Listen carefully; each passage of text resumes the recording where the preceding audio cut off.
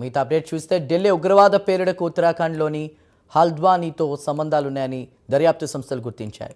Umar mobile call వివరాల ఆధారంగా ఢిల్లీ పోలీసులు తెల్లవారుజామున 2:30 ప్రాంతంలో బన్బుల్పురాకు చేరుకుని బిలాలి మసీద్ ఇమాం మౌలానా హషీంను అరెస్ట్ చేసి ఢిల్లీకి తీసుకొచ్చారు. ఇక ఎన్ఐఏ మరో 3 అనుమానితులతో పాటు 4 ప్రధాన నిందితులను కోర్టులో హాజరుపరిచింది. నిందితులకు కోర్టు 10 రోజుల కస్టడీ విధించింది.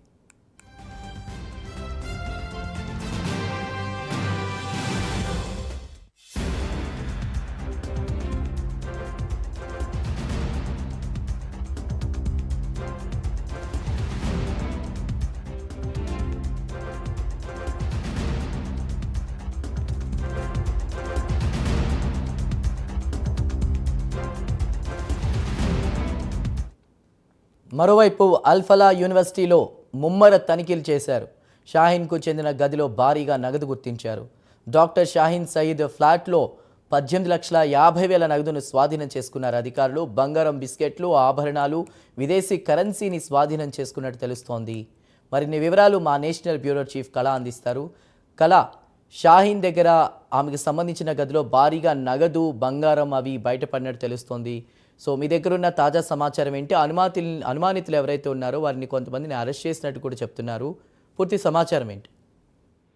చందు, దాదాపు మనకు ఏదైతే ఎర్రకోట బాంబ్ బ్లాస్ట్ జరిగినప్పటి నుంచి కూడా దీని వెనకాల ఉండేటటువంటి అనేక ప్రాంతాల్లో కూడా దాడులు చేస్తున్నారు. అయితే ముఖ్యంగా ఆల్ఫలాహా యూనివర్సిటీ చాలా కేంద్ర బిందువుగా జరిగినటువంటి దాడి అనుకోవచ్చు. అందరికీ కూడా అదొక షెల్టర్ గా ఉన్నటువంటి ప్లేస్ అని చెప్పవచ్చు. అప్పటి నుంచి కూడా ఏదైతే ఆల్ఫలాహా యూనివర్సిటీ చుట్టూరా కూడా పోలీసుల మోహరింపు ఒకవైపు, తర్వాత విద్యార్థులను కూడా అక్కడ ఇంటరాగేషన్ చేసినటువంటి పరిస్థితి అని చెప్పవచ్చు. చాలా మంది ఇప్పటికే కూడా యూనివర్సిటీ నుంచి కూడా విద్యార్థులు వెళ్ళిపోయినటువంటిది. కానీ ఇక్కడ ఏదైతే ఇందులో కీలకంగా ఉన్నటువంటి నిందితులు డాక్టర్ ముజ్మిల్ షకీగని అరెస్టు, తర్వాత షకీల్, డాక్టర్ అదిల్ అహ్మద్, తర్వాత డాక్టర్ షాహీన్ సయీద్, ఇర్ఫాన్ అహ్మద్, వీళ్ళు చాలా కీలకమైనటువంటి వ్యక్తులు. ఏదైతే ఉమర్ నబీ మొబైల్ డాటా అనుసారంగా ఆయనతో మాట్లాడినటువంటి వ్యక్తులు అనుకోవచ్చు. ఆయనకు పలు ప్రాంతాల నుంచి కూడా ఫోన్స్ సమాచారం మేరకు ఒక్కొక్కరిని కూడా కూపి లాగుతున్నటువంటిది. అయితే ఈ రాత్రి అర్ధరాత్రి ఇది ఉత్తరాఖండ్ కి మరొక కనెక్టివిటీ ఉన్నటువంటి విషయాన్ని ఈ రోజు పోలీసులు ప్రకటించడం జరిగింది. అయితే ఉత్తరాఖండ్ కి సంబంధించినటువంటిది హల్ద్వానీ అన్నటువంటి ప్లేస్ లో అక్కడ ఒక మత ప్రచారకుడు, ఉపాధ్యాయుడు అతన్ని అర్ధరాత్రి 2:30 ప్రాంతంలో బన్బుల్పురా అన్నటువంటి ప్రాంతంలో అతడు ఒక మసీదులో, మదర్సాలో ఉపాధ్యాయుడిగా పనిచేస్తున్నాడు.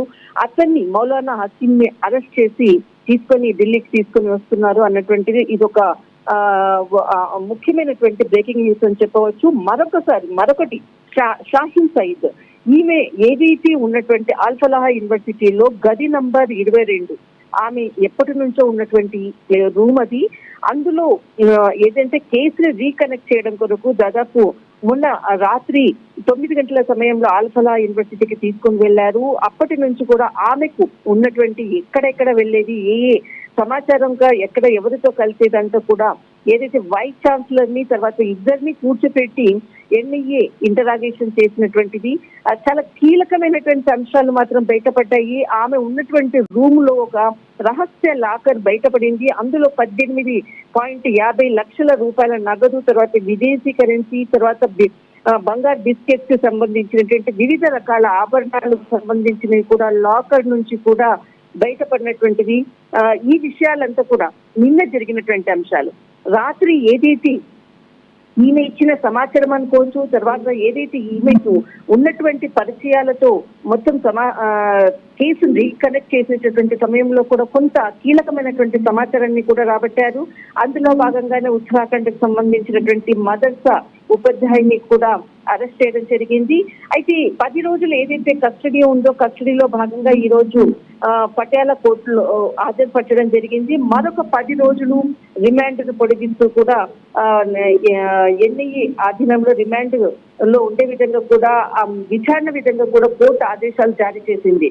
కానీ దీనికి సంబంధించినటువంటిది ఒక్కొక్కరు అంటే ఆల్ఫలా యూనివర్సిటీ చుట్టూ తిరుగుతుంది. తర్వాత అందరికీ కూడా అందరితో సంబంధాలు ఉన్నటువంటి పూర్తి సమాచారం రాబడుతున్నారు ఎన్ఐఏ. రైట్ కళ, thank you for the updates.